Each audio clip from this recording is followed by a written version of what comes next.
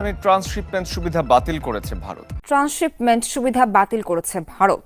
বাংলাদেশের ট্রান্সশিপমেন্ট সুবিধা প্রত্যাহার করে নেয়। আসসালামু আলাইকুম। দাদারা বাংলাদেশের ট্রান্সশিপমেন্ট বাতিল করছে, ভীষণ বড় একটা কাজ করছে। এই বিষয়টা নিয়ে তাদের মিডিয়ায়, তাদের পররাষ্ট্র মন্ত্রণালয় পর্যন্ত বিবৃতি দিছে। তাদের মিডিয়ায় ভীষণ বিশাল বিশাল খবর প্রচারিত হচ্ছে যে বাংলাদেশের ট্রান্সশিপমেন্ট তারা বাতিল করে দিছে। ভীষণ বড় একটা কাজ তারা করছে। আজকের এই ভিডিওতে জানবো ট্রান্সশিপমেন্ট কি এবং এই ট্রান্সশিপমেন্ট বাতিল করার ফলে বাংলাদেশ কতটা ক্ষতিগ্রস্ত হবে, এই বিষয়গুলাই আজকে এই ভিডিওতে জানার চেষ্টা করব। তো দর্শক বন্ধুরা, আপনাদের কাছে রিকোয়েস্ট, আমার এই চ্যানেলটি সাবস্ক্রাইব করে বেল আইকনটি প্রেস করে আমাকে একটু উৎসাহিত করেন।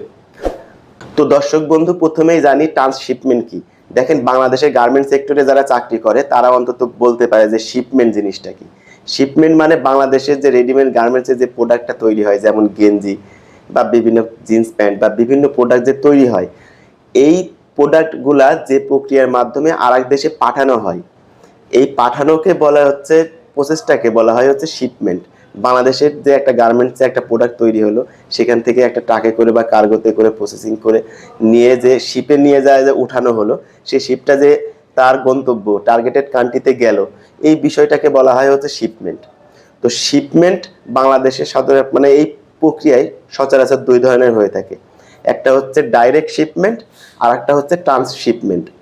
তো ডাইরেক্ট শিপমেন্টটা হচ্ছে আমরা নিজেরা যেটা সরাসরি নিজেরা পরিচালনা করি, সেটা হচ্ছে ডাইরেক্ট শিপমেন্ট। আর একটা হচ্ছে ট্রান্সশিপমেন্ট। ট্রান্সশিপমেন্টটা কি? আমি ওই যে টার্গেটেড দেশে যে পণ্য পাঠাবো, টার্গেটেড দেশে পণ্য পাঠানোর ক্ষেত্রে অন্য কোনো দেশের সাহায্য নিয়ে, যেমন আমি ধরেন ইউরোপের একটা কান্ট্রিতে একটা পণ্য পাঠাবো, বাট ওই জায়গায় আমার দেশ থেকে কোনো কার্গো বিমান বা কোনো জাহাজ যায় না, সেই দেশের ওই টার্গেটেড কান্ট্রিতে যায় কোথা থেকে? হয়তো ইন্ডিয়া থেকে যায়। তখন আমরা কি করতেছি, আমাদের দেশের পণ্য ওই ইন্ডিয়াতে পাঠাচ্ছি এবং ইন্ডিয়ার ওখান থেকে ওই আমার টার্গেটেড কান্ট্রিতে আমার পণ্যটা পৌঁছায় দিচ্ছে। এই প্রক্রিয়াটাকে বলা হয় হচ্ছে ট্রান্সশিপমেন্ট। তো দেখেন, বাংলাদেশ থেকে প্রতি বছর গড়ে প্রায় 40,000 থেকে 50,000 টন এই ট্রান্সশিপমেন্টের মাধ্যমে পণ্য পরিবহন করা হয়।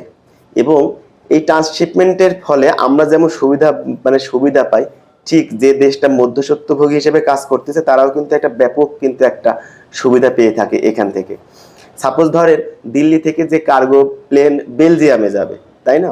তো আমার একটা পণ্য বেলজিয়ামে পাঠানোর জন্য আমরা দিল্লিতে পাঠাবো।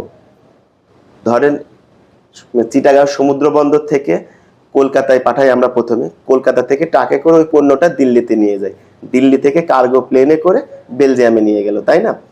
অনেক সময় দেখা যাচ্ছে যে দিল্লিতে ওই কার্গো প্লেনটা ফুলফিল হতে হয়তো পারে না তাদের নিজস্ব প্রোডাক্ট দিয়ে, তখন আমাদের প্রোডাক্টটা তারা নিয়ে তাদের কার্গো প্লেনটা ফুলফিল করতেছে। এতে করে তারাও কিন্তু আর্থিকভাবে লাভবান হচ্ছে এবং এই যে ট্রান্সপোর্টেশনের যে একটা কস্ট তাদের যে ইয়াটা হচ্ছে, এখানেও কিন্তু তারা একটা ব্যাপক কিন্তু লাভবান হচ্ছে।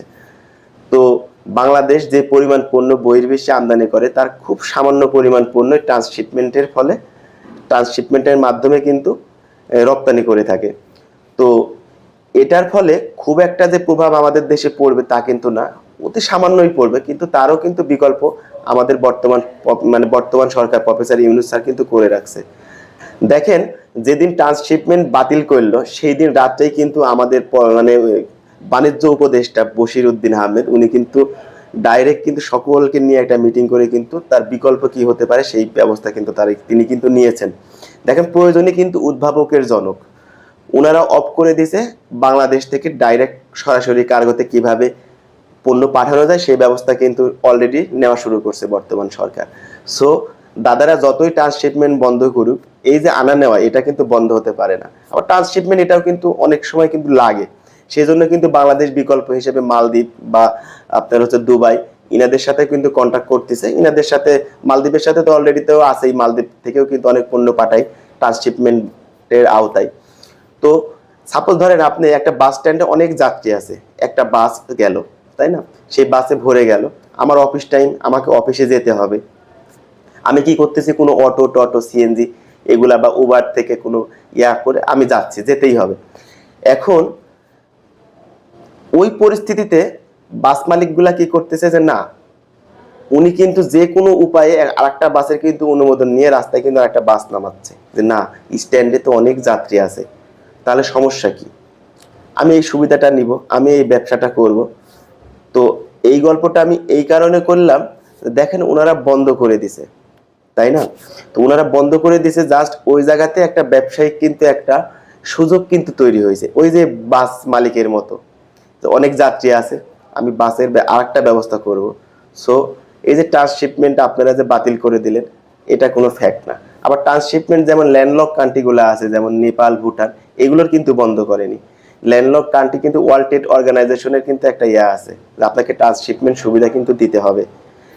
তো নেপাল বা ভুটান এসব দেশে আমরা হয়তো আলু, প্লাস্টিক পণ্য, কিছু ওষুধ পণ্য, এই প্রোডাক্টগুলোই অন্তত পাঠিয়ে থাকি, যেমন বুড়িমারি চ্যাংরাবান্ধা মানে স্থলবন্দর হচ্ছে ব্যবহার করে। এটা কিন্তু তারা বাতিল করেনি, তারা বাতিল করছে ব্যাঙ্গালোর বা দিল্লি থেকে কার্গো শিপের মাধ্যমে যে গার্মেন্টস প্রোডাক্টগুলো যেগুলো যেত সেগুলো বন্ধ করছে। তো পরিশেষে আমি একটা কথাই বলবো বাংলাদেশ সরকারকে, এই যে মোদি এবং ইউনূস স্যারের বৈঠক নিয়ে সবাই বলছিল যে বৈঠক অনেক ফলপ্রসূ হয়েছে, অনেক সুন্দর হয়েছে, অনেক সফলতার সাথে বৈঠকটা অনুষ্ঠিত হয়েছে। আসলে আমি কিন্তু আমার ভিডিওতে বলছিলাম, এই যে এই ভিডিওটি দেখে আসতে পারেন, যে এই বৈঠকটা সম্পূর্ণ ব্যর্থ হয়েছে। কি কারণে ব্যর্থ হয়েছে এই ভিডিওতে আমি সেটা বিষয়ে এক্সপ্লেন করছি। বৈঠক যে ব্যর্থ হয়েছে তার নমুনা এই যে পাচ্ছেন, তো ট্রান্সশিপমেন্ট বাতিল। তো এরকম ভবিষ্যতে আরো অনেক কিছু দেখতে পাবেন, বা অনেক কিছু পদক্ষেপ হয়তো ইন্ডিয়া নিবে। যেমন সেই ওদের দিকে তাকাই দেখেন, তারা কিন্তু আমাদের ভিসা বন্ধ করে দিল, ট্যুরিস্ট ভিসা, মেডিকেল ভিসাতেও কিছু রেস্ট্রিক্টেড দিয়ে দিল, তারপরে এখন হচ্ছে ট্রান্সশিপমেন্টটা বাতিল করে দিল। তো এরকম কিন্তু অনেক অনেক পদক্ষেপ তারা কিন্তু ভবিষ্যতে আরো নিতে থাকবে। তো বাংলাদেশ সরকারকে এখানে সতর্ক থাকতে হবে। তো পরিশেষে দাদারা আপনাদেরকে একটা কথাই বলবো, দেখেন আমরা কিন্তু ভৌগোলিকভাবে আপনাদের পেটের মাঝে, আমরা যদি একটু লাড়া দিই আপনাদের পাতলা পায়খানা হতে পারে। সো আমাদের নিয়ে খেলতে যাওয়ার আগে একটু ভাববেন, এটা 2025 সাল, সেই শেখের বেটির আমল না, 1971 সাল না। এখানে যে সমস্যাই হোক সেটার সমাধান হবে। তো আজকের মতো এ পর্যন্তই। ট্রান্সশিপমেন্ট এটা নিয়ে এত ভয়ের কিছু নাই, এটা খুব একটা বেশি কিছু না। বাংলাদেশ সরকার, প্রফেসর মোহাম্মদ ইউনূস স্যার এটা তুড়ি মেরে ইনশাল্লাহ সলভ করে দিবে। সে পর্যন্ত সবাই ভালো থাকবেন। খোদা হাফেজ, আসসালামু আলাইকুম।